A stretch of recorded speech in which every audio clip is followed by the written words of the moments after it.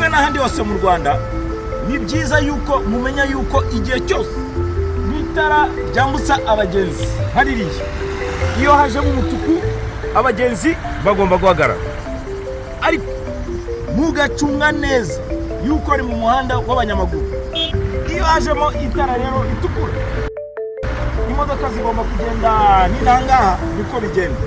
Iyo hajemo itara ry'icyatsi icyo gihe nibwo umugenzi aba yemerewe kugenda, ariko nabwo akagenda yihuta kubera yuko kirazira kikazirizwa kugenda gahoro, kubera yuko ushobora gushiduka umuntu aturutse nk'iyo muri za gashyekero zaho arimo agenda za Cyangugu akakugoma.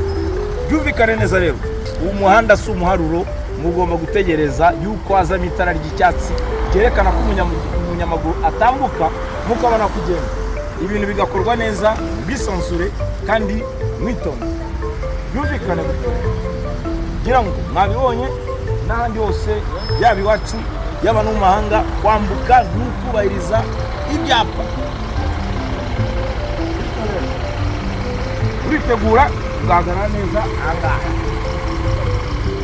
witonze hazamo akerekana ko ari umunyamaguru, noneho ukambuka